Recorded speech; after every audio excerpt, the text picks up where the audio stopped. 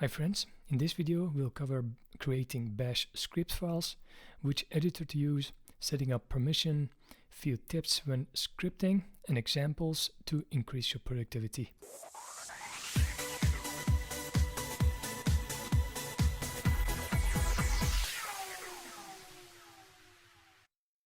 I'll be using an Ubuntu shell inside Windows WSL, so you might see a WSL command.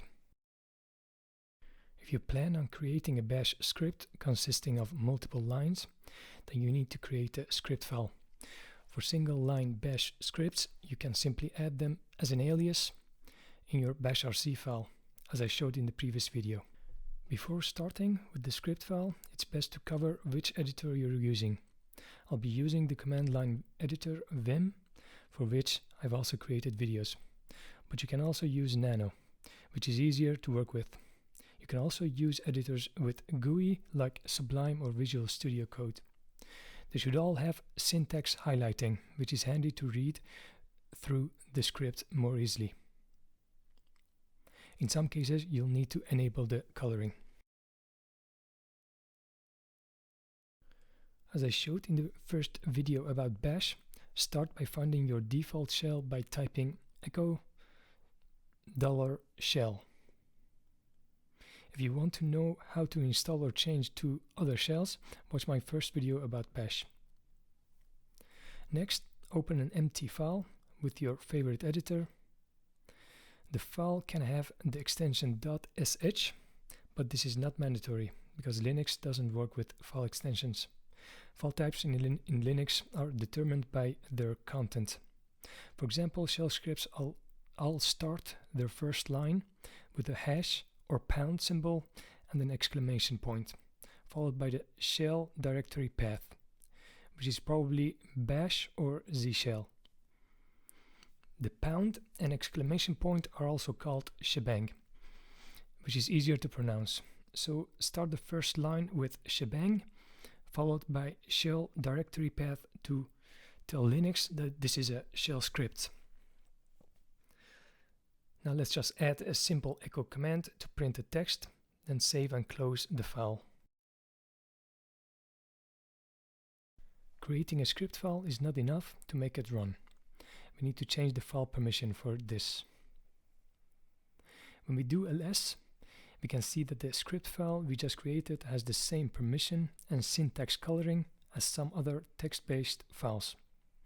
In order to change this into an executable, from the command line, enter chmod +x, followed by your file name. Now if we do ls, we can see the difference in permission and syntax coloring. If you don't have syntax coloring enabled in your command line, make sure to watch my video about this. Now all you need to do is run the script, and you can do that from the command line by entering a dot with a slash followed by the file name. If the script didn't run properly, go back and double check the first line where we entered shebang and also check the file permission. You can also assign the script to an alias. That way you can run it from any path. Here I've assigned the alias S1 to run the script I just created, which is in the user profile directory. Use tilde to point to your user profile home directory, followed by the script. Now just reload bashrc file, and if we go to any folder, we can run the alias S1 to execute that script.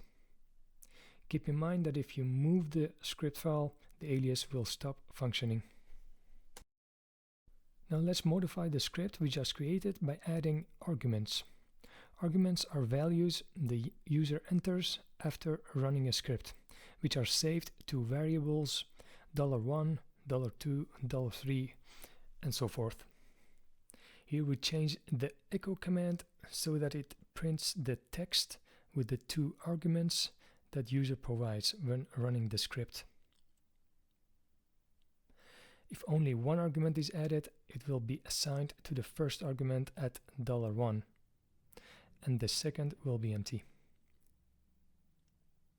Arguments help us create scripts that are dependent on user input, which we'll do next by creating a script to automate the whole process of creating an empty file, adding shebang, changing the file permission, and opening the script in your editor.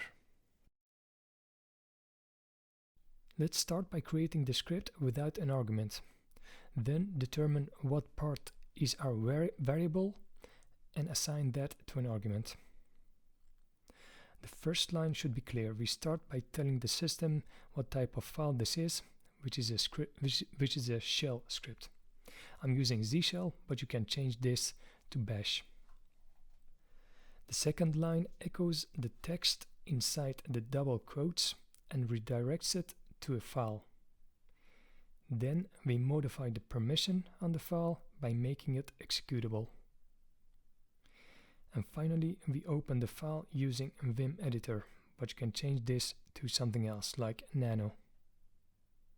Now when running this script, it will create that file exactly with that name, but we want to be able to change the file name easily, which makes the file name our variable.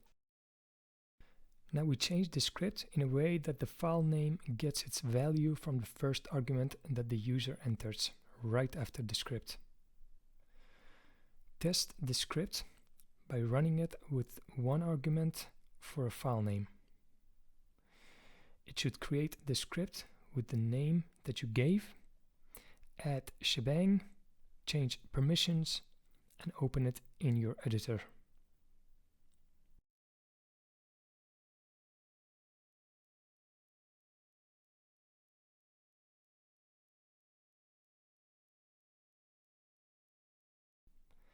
To make this even faster, assign this script to an alias to be able to execute it from any path.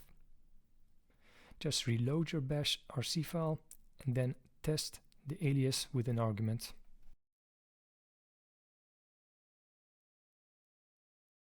Here's a challenge for you to test what you just learned. Expand the script we just made, but at the beginning make a directory based on an argument which user enters. cd into it, and in the newly created directory create your new script based on an argument. This means you'll need to use two arguments, one for the directory and one for creating a script inside the new directory. I'll share the answer in the next video. If you have script challenges yourself, put them in the comments. Hope you enjoyed this video about creating a script file to save yourself a lot of time by automating more tasks. And I hope to see you in the next video.